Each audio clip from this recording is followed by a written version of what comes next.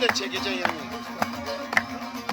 Aman mor boyum neşelendi, aman mor boyum neşelendi, yavrum gül yanarı Karılar yakından çekiyor. Bana bak. şişelendi, yavrum gül yanarı şişelendi, aman evliler evine gitti, amanın evliler evine gitti, aman evet kaldım köşelerde, ama biz kaldık köşelerde.